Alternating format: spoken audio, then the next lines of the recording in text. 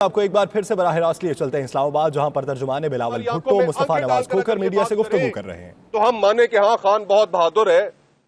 لیکن یہ تو ایک بزدل خان ہے جو ایوان کا سامنا کرنے سے گھبراتا ہے،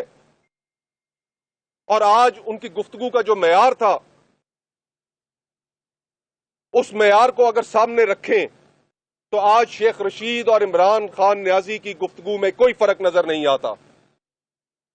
اس ملک کی سیاست کو زہر آلود کرنے کے بعد آج ان کو لانے والے بھی پریشان ہیں کہ یہ ہم کیا کر بیٹھے، اور کبھی سوچا جا رہا ہے کہ اس ملک میں صدارتی نظام لایا جائے، پارلیمانی نظام کو ختم کیا جائے، صرف اور صرف اس وجہ سے کہ ان کے لائے گئے وزیر اعظم، سلیکٹڈ وزیر اعظم وہ کارکردگی نہیں دکھا سکے جس کارکردگی کے اوپر وہ بھی امید لگا کر بیٹھے تھے۔ تو ہم ایک دفعہ پھر پاکستان پیپلز پارٹی یہ مطالبہ کرتی ہے کہ فی الفور اس ایوان کے سامنے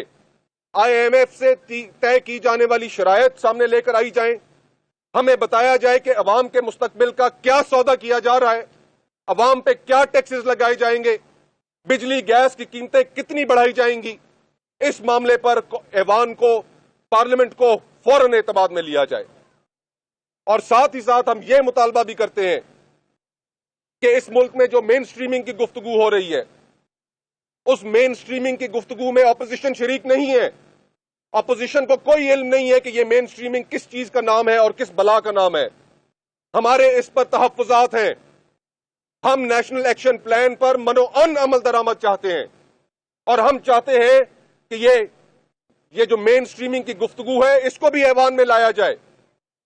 اس ملک کی تمام سیاسی جماعتوں کو اعتماد میں لیا جائے۔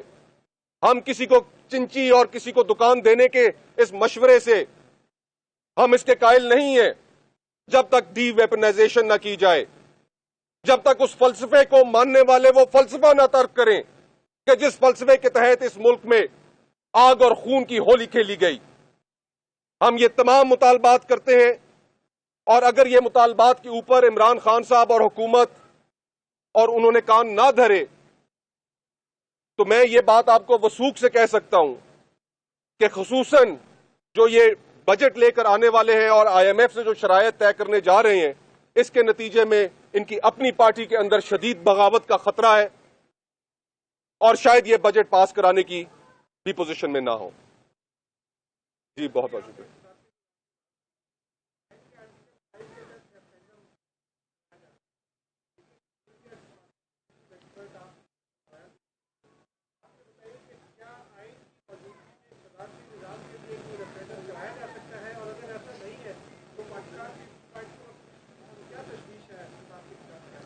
دیکھیے، تشویش تو ہوگی کہ جس وقت وزیر قانون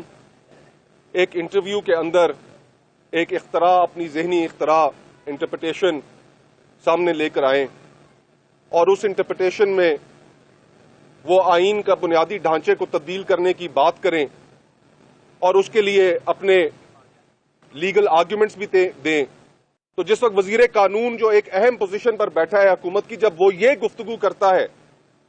تو تب خدشات ضرور پیدا ہوتے ہیں۔ اور صرف یہ نہیں، یہ گفتگو جو انہوں نے کی، یہ بہت عرصے سے اسلام آباد کے اندر مختلف یہ چہمگوئیاں ہو رہی ہیں کہ شاید سلیکٹ کرنے والے عمران خان صاحب سے اتنے مایوس ہو چکے ہیں کہ وہ اب کسی اور نظام کی تلاش میں ہیں۔ تو ہمارا پھر بھی یہی کہنا ہے کہ فریمرز آف دا کانسٹیٹیوشن 1973 میں شہید ذوالفقار علی بھٹو،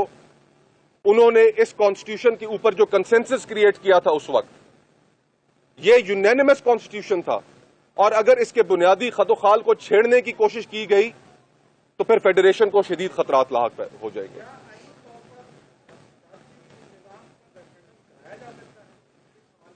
دیکھیے، ریفرینڈم کرانے کے لیے جوائنٹ پارلیمنٹ سے منظوری ضروری ہے، آئین یہ کہتا ہے،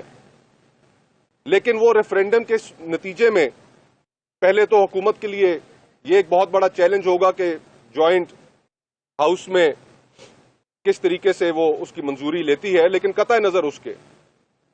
ہمارا یہ خیال ہے، اور صرف ہمارا نہیں، بہت زیادہ قانونی ماہرین کا، سینئر وکیلوں کا،